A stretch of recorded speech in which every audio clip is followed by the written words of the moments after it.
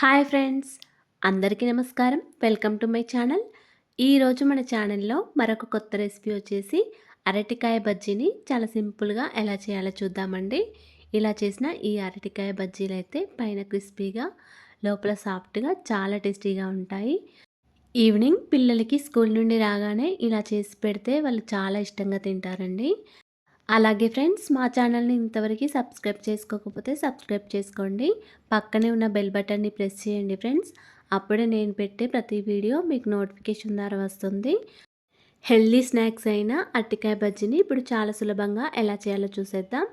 అరటికాయ బజ్జీ చేయడానికి ముందుగా ఒక గిన్నె తీసుకొని అందులోకి ఒక గ్లాస్ వరకు వాటర్ వేసుకోవాలండి. తర్వాత ఇందులోకి కొద్దిగా సాల్ట్, కొంచెం పసుపు వేసుకొని పక్కకు పెట్టుకోవాలి. అరటికాయ బజ్జీలు చేయడానికి పచ్చి అరటికాయలను తీసుకోవాలండి. అప్పుడే మనకి అరటికాయ బజ్జీలు చాలా టేస్టీగా ఉంటాయి. నేనైతే ఇక్కడ ఒక 3 వరకు అరటికాయలను తీసుకున్నాను. ఒక్కొక్క అరటికాయని తీసుకొని మొదలు చివర్లు కట్ చేసుకోవాలండి. తర్వాత పీలర్తో పైన ఉన్న తొక్కను మొత్తం తీసేసుకోవాలి. మీరు కావాలనుకుంటే చాక్తో ఘాట్లను పెట్టుకొని పైన ఉన్న తొక్కను తీసేసుకోవచ్చు. అరటికాయ తొక్క తీసేసిన తర్వాత అరటికాయని సగానికి మధ్యలో కట్ చేయాలి.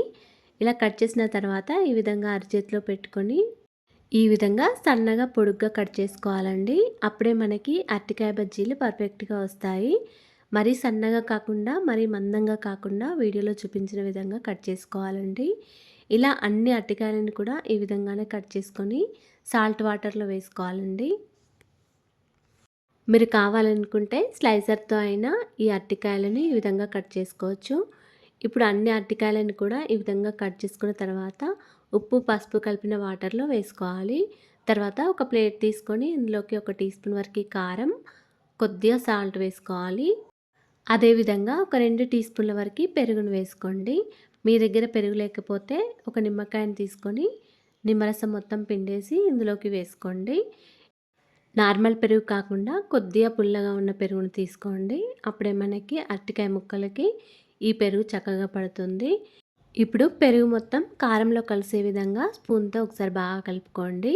ఇలా కలుపుకున్న దానిలో మనం వాటర్లో వేసుకున్న అరటికాయ ముక్కను ఒక్కొక్కటి తీసుకొని కొద్దిగా పెరుగు కారంని ఈ అరటికాయ ముక్కకి అప్లై చేయండి. ఇలా అన్ని అరటికాయ ముక్కలకి కూడా ఈ విధంగానే ఈ పెరుగు కారాన్ని అప్లై చేసుకోవాలండి. ఇలా మనం ఎన్ని అరటికాయ ముక్కలు కట్ చేసుకున్నామో అన్ని అరటికాయ ముక్కలకి కూడా ఈ కారాన్ని చక్కగా అంటించాలి.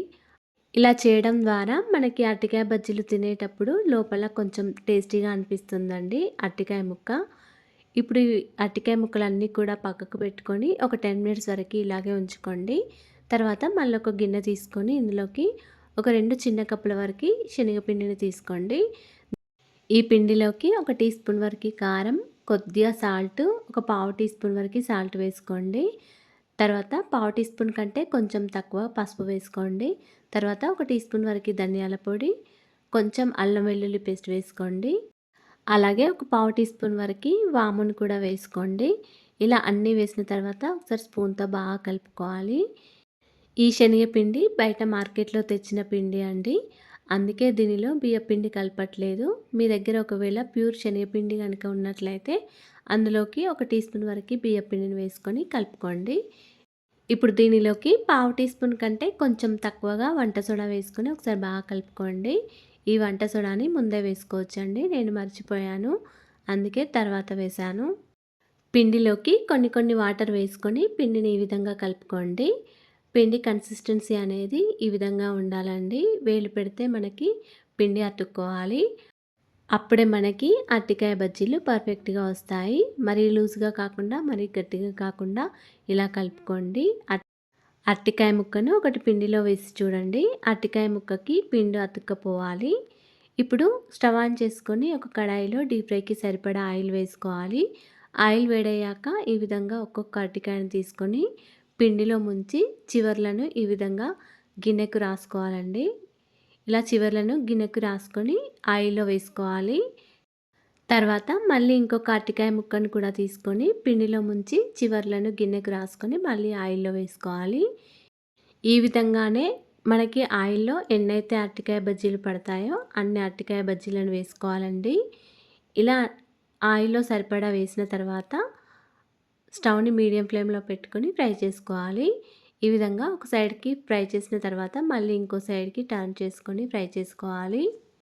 ఇలా ఈ కలర్ వచ్చే వరకి ఫ్రై చేసుకున్న తర్వాత ఈ అరటికాయ బజ్జీలన్నిటిని కూడా స్ట్రైనర్‌లో వేసుకొని ఒక ప్లేట్‌లో వేసుకోండి. మీ దగ్గర టిష్యూ పేపర్ ఉన్నట్లయితే టిష్యూ పేపర్‌లోకి వేసుకోండి. తర్వాత మిగతా అరటికాయ ముక్కలను కూడా ఈ విధంగానే పిండిలోకి ముంచి అంచుల్ని గిన్నెకు రాసుకొని బజ్జీలను వేసుకోండి. ఈ విధంగా ఆయిల్‌లో మంచిగా ఫ్రై చేసుకున్న తర్వాత ఆయిల్‌లో నుండి స్ట్రైనర్‌లోకి తీసుకొని ప్లేట్‌లోకి వేసుకోండి. అంతేనండి. ఎంతో టేస్టీగా, సింపుల్‌గా చేసుకునే అరటికాయ బజ్జీలు రెడీ అయిపోయాయి. మీరు కూడా ఇలా ఒకసారి ట్రై చేసి చూడండి. ఈవినింగ్ టీ తాగే టైంలో ఇలా వేడివేడిగా ఈ అరటికాయ బజ్జీలు వేసుకొని తినేయొచ్చండి. చాలా టేస్టీగా ఉంటాయి. అలాగే ఫ్రెండ్స్, మా ఛానల్‌ని ఇంతవరకు సబ్స్క్రైబ్ చేసుకోకపోతే సబ్స్క్రైబ్ చేసుకోండి. అండ్ లైక్ చేయండి, షేర్ చేయండి. ప్లీజ్ మా ఛానల్‌ని సపోర్ట్ చేయండి. Thanks for watching.